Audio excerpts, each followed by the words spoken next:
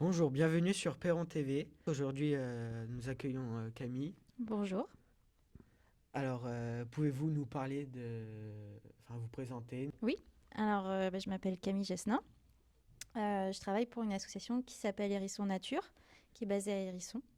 Et on travaille sur tout ce qui est le domaine de la nature, la faune, la flore. Et on essaye de vraiment se baser dans le village ou autour, donc autour de Vallon-en-Sully, Cône d'Allier, Sérilly. Et nos actions, elles sont très diverses. On peut faire des animations, des suivis naturalistes. On a même organisé un festival. L'objectif principal, c'est de relier l'humain et la nature et de faire des activités tous ensemble. Alors, du coup, vous êtes venu pour nous parler des chauves-souris à Hérisson. Oui, tout à fait. Alors, comment se fait-il qu'il y ait des chauves-souris à Hérisson? Alors, Hérisson, c'est un village un petit peu particulier. On est sur une appellation de zone Natura 2000. Donc, une zone qui abrite des espèces qu'on peut dire remarquables.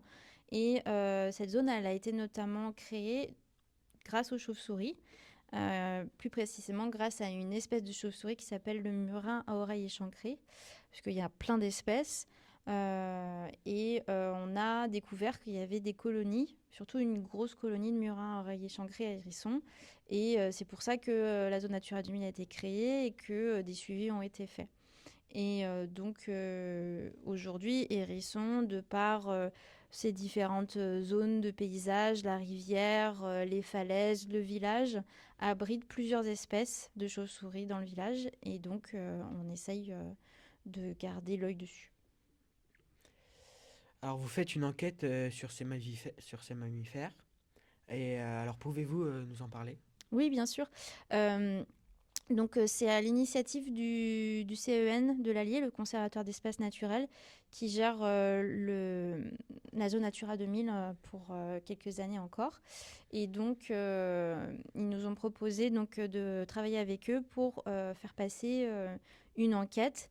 L'objectif de cette enquête, c'est de faire un point un peu général sur l'état des populations de chauves-souris, donc toute espèce confondue dans le village, puisque notamment, donc j'en ai parlé avant, le murin à oreille échancrée, on l'a un petit peu perdu de vue, on ne sait plus trop où il est, et donc l'objectif c'est de faire en fait l'enquête va nous permettre de faire un point général là-dessus et notamment sur cette espèce-là. D'accord. Alors, quelle information espérez-vous recevoir après cette enquête? Et bah, de retrouver surtout cette colonie qu'on a un peu perdu de vue malheureusement parce que c'est toujours un peu compliqué. Les chauves-souris, en fait, elles vivent principalement dans les bâtis humains aujourd'hui. Il y a quelques petites subtilités en fonction des espèces, mais voilà, donc elles ont besoin souvent de caves, de greniers, de bâtiments abandonnés en fait pour faire leur cycle de vie. Et donc les colonies qu'on avait identifiées, dans certains bâtiments, il y a eu des travaux de fait, malheureusement. Et donc, on espère qu'elles se soient déplacées et qu'elles soient restées dans le village. Et donc, c'est surtout ça qu'on espère, de les retrouver. Mais aussi, on espère faire un lien, reconstruire un peu un lien de vigilance avec tous les habitants de Hérisson pour justement avoir régulièrement dans l'avenir des données sur les chauves-souris plus facilement. D'accord. Est-ce que des actions sont prévues une fois l'enquête terminée? Oui, alors pas forcément dans Hérisson. Enfin, on va, comme j'avais dit avant, on va évoluer un petit peu partout. L'enquête, on va faire un bilan dans une semaine, la semaine prochaine, exactement.